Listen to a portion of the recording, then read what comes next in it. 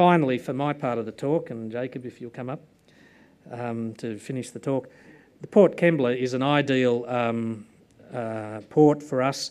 The expansion of the gateway and the Port Kembla outer harbour, which is seen there in the bottom right-hand corner, is identically matches our development aspirations. They hope to come on stream in 2014 with a major expansion to the size of the ships that they can load in that area. And it was just an amazing coincidence that the whole redevelopment of Port Kembla is happening just as we're hoping to develop our project. So it's an ideal industrial port. I'll now hand over to Jacob so you can say you've seen the long and the short of it. Come on in, Jacob.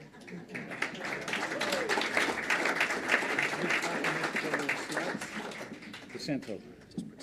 Just press the arrows. The arrow, right. Thanks, mate. Yeah. Here in Tasmania, we have a good example of how we chose our areas. Proximity to the ports. Tasmania is well endowed with deep water ports, connected with railways, and fortunately the railways go right through our bauxite areas. The main areas are from the Lorraine down to Conara. History, Tasmania is a good opportunity to explain the history of aluminium, alumina and bauxite industry in Australia. Before, during and after the war, all the bauxite, all the aluminium was imported. Straight after the war, the imports were 16,000 tons per annum because the industry was not all that well developed. The government wanted to establish own domestic production of aluminium. That was at Bell Bay, and the plant was the first plant that was built at Bell Bay. The capacity was 25,000 tons of aluminium, right? So the smelter and the alumina plant. And of course, the government sent out the geologists to find the bauxite resources. The main bauxite resources for Bell Bay plant were down in the area which is now our main cluster of tenements. They proved up 4 million tons of bauxite, and they decided that that's sufficient to supply Bell Bay plant. That was the scale of things back in late 40s, early 50s. Then Vipa deposit was discovered by CRA, and very soon it was realized that that deposit is far larger. So in effect, none of the Tasmanian bauxites were mined on a big scale to supply Bell Bay. The supply was switched to Vipa, and then a bigger plant was built at Gladstone, and that's the Comalco business, which is now part of Rio Tinto. Now, for the next 50 years, there was no exploration for bauxite in East Australia because there were sufficient resources and reserves at Vipa and in Orocoon deposit. However, I am from CRA, from Rio Tinto, so I was well aware of the fact that there was a covenant when the mining leases were issued. All bauxite had to be processed in Queensland, and some was left for Tasmania. So in other words, no export of bauxite. I want to remind you that in the same period, late 1950s, early 1960s, there was a prohibition on exports of iron ore. That were the days, right? So, yes, there's a lot of bauxite in Vipa and Orocoon deposits, but no exports. There was a small exception made for Rio as a condition for building the second alumina plant, but fundamentally, there are no exports from Vipa and Orocoon, and similar situation prevails in Darling Ranges. So, to supply bauxite for export, new tenements are required, and we have fresh new tenements that have been granted to us, and there is no restriction on us on what we do with the bauxite. That's why we are planning to export it. There's another point. Vipa bauxite requires relatively high temperature, and it's got a relatively high reactive silica. our bauxites here in East Australia. We knew that from reports of government geologists back from late 40s, early 50s. Low reactive silica and low temperature for processing.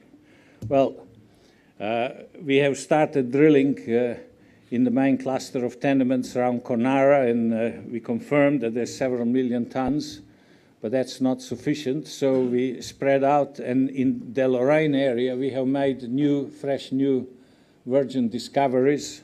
And we've done some drilling to prove up this high quality, and we will return there after this winter, because days are a bit short in Tasmania. Now we need sort of longer days, so towards the next summer we will continue drilling in the Lorraine area, because we need to prove up larger tonnages, right?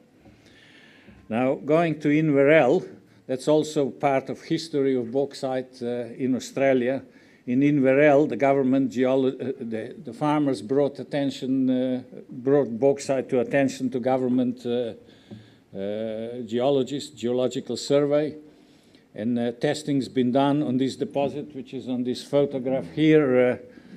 When bauxite outcrops are pretty obvious, so back by 1950, a resource of 4.5 million tons was proved up, and then the decision was made that that's quite sufficient for the plant production, and they stopped. However, now that we return, right, many years later that we returned, we realized that that's only a small part of a far larger bauxite deposit, and then there are adjacent bauxite deposits. So at present we have 35 million tons from some of the deposits that we tested. We continue drilling, and we have the intention to greatly increase the resources there. And now let's go to Gyra. No bauxite was known at Gyra. We found it by reconnaissance along roads, first public roads, find the outcrops, then talk to landowners, spread exploration through the paddocks. We already done quite a bit of drilling.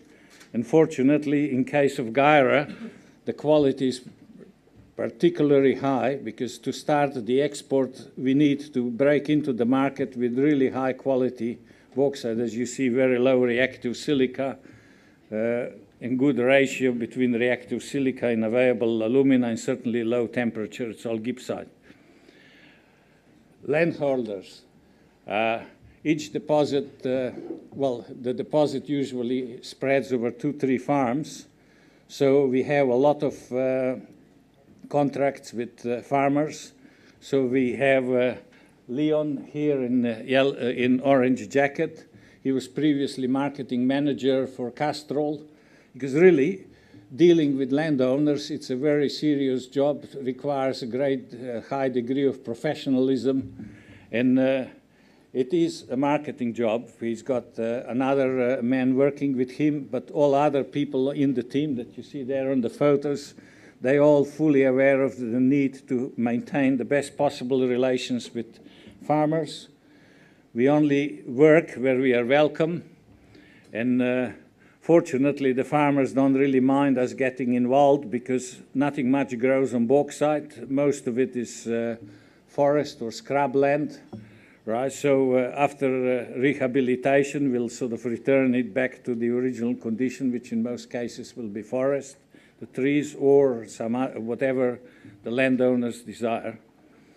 And here, these photos are not from our operations. They are from Alcoa in West Australia that does a brilliant job. So bauxite's quite different from other mining operations, because the layer is about 5-10 meters thick.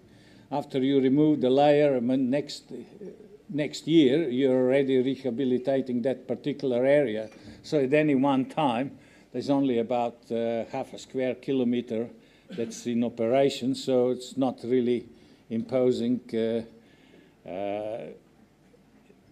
mining onto the community, right? If the transport is by railway, the mine is quite easily accepted by the community, generates jobs, business in the town, right?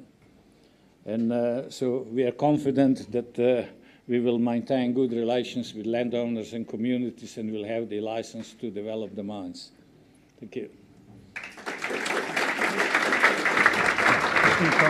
Ladies and gentlemen, that was Jacob Rebek, Chief Geologist for Australian Bauxite Limited. I might just get Ian Levy, if he's still here, back up on stage, Chief Executive. Questions, ladies and gentlemen, please, hands in the air. Ladies with microphones, one down here in the centre. Thank you.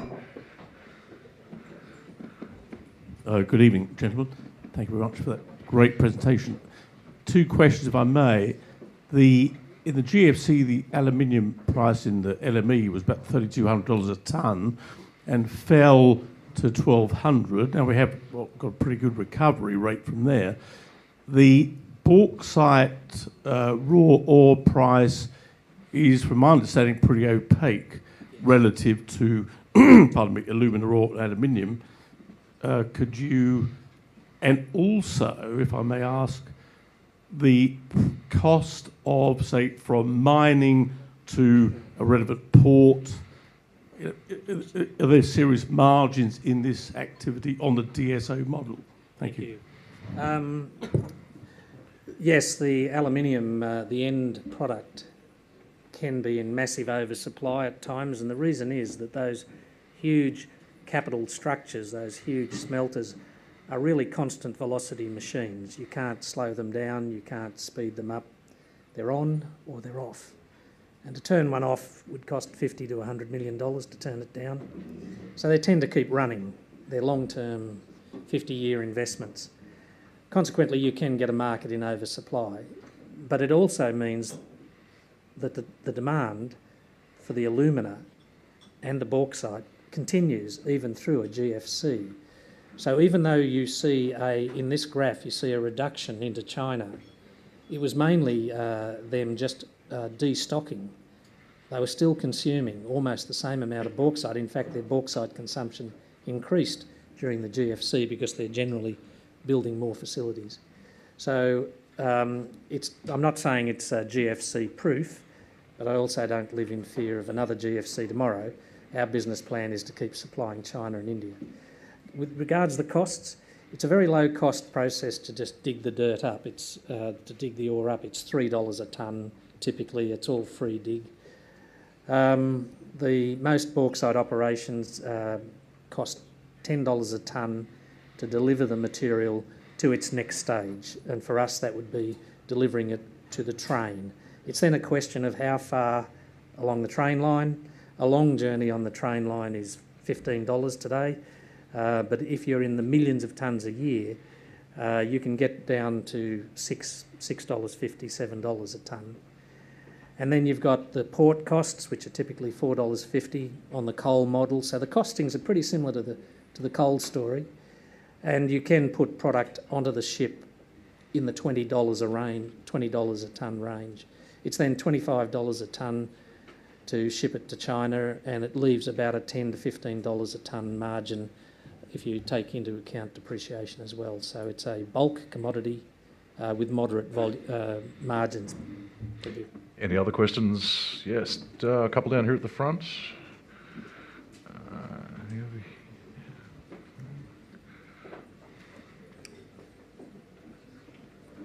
Thank you. To either gentleman, it seems to me you've got a quality versus quantity value proposition. So around the whole brown sugar high, I'd like to talk about the whole turkey phase. What can you tell us about the merits of having a better product in the sense that you're alluding to? Around, I think one thing we've already heard, which is the energy requirement. But the second thing I'm interested in, which I haven't heard and I am actually ignorant about, is about the caustics and the byproducts of alumina processing. Number one, we won't be doing any processing, and China has a very effective way of dealing with their byproducts. They use it as landfill, and their next major train station is being built on old caustic landfill. How they do it, I don't know, but they've got brilliant metallurgists. But going back to the question of quality versus quantity, it's almost exactly the same as the coal industry. The coal industry seems to be this gigantic, enormous shipping of this black stuff. But within the coal industry, there's market niches where certain qualities are at a premium price.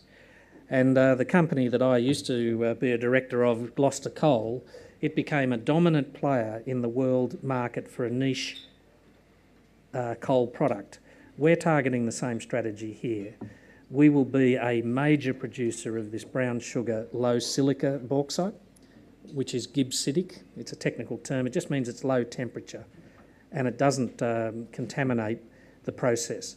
So our material will actually probably go into the process halfway through the refining stage. It doesn't have to go all the way through. It can be put in at the end because it reacts so rapidly. And so consequently it produces alumina for about half the cost of ordinary bauxite. So it'll be a significant player in the sweetener sub-market. Time for one more quick question. Again, down here maybe? Or perhaps, yeah, either of those two. Hi, my name's Nancy, and I'm not a geologist, and I'm not a specialist in knowing anything about the commodity, but I'm an accountant by profession, and I'm here representing a consortium of Chinese investors wanting me to actually recommend a number of Australian mining shares, hence the reason I'm here. My question is more towards the slide number 4, which is about your corporate details. Yeah. I would like to know what is your... Sorry. Keep going, Nancy. Sorry. What is your NOPAT? Is it just like net operating profit after tax as at 31st of December 2010? Zero. Oh, no. What I mean is, like, what is actually the loss if you accumulate it over the number of years? So my question is, for me to do a valuation of the company to represent the investors in China, they probably don't have much idea as to what the pricing and growing, whatever things you export to China. Good question. They are interested to know what the rate of return that will be. Yes, currently we're just capitalising our exploration expenditure, except for that exploration expenditure that didn't find anything. We'll gradually write that off over time. We don't have any revenue yet. We're trying to build projects. So our plan is to invest in 1, 2 and possibly 3 projects to bring them on stream. Chinese investors are coming into our stock quite significantly. We also have Chinese customers who want to buy the product. We'll start talking to them very earnestly once we define what our optimum product mix is. Okay? Thanks, folks. That's all the time we've got for questions for Ian Levy. Please give him a big round of applause. Australian Bauxite Limited, Ian Levy, CEO, Jason Rebek, Chief Geologist. Thanks, gents. Okay, now, Andrew, with our clicker questions, a pop quiz on Australian Bauxite Limited. Okay, folks, we're just about getting ready to eat, so we're just going to quickly run through this. If you can grab your buzzers or your clickers. I know everyone's hungry. So first question coming up is, were you listening? Orange pebbles, Peggamite brown sugar, and the last one 4. On the count of 3, can we please have our buzzers? Thank you.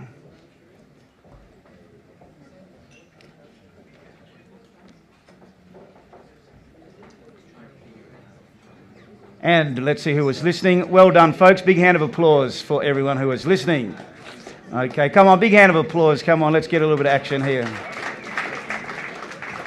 Do you hold or will you hold any shares in Australian Bauxite? 1, 2 or 3?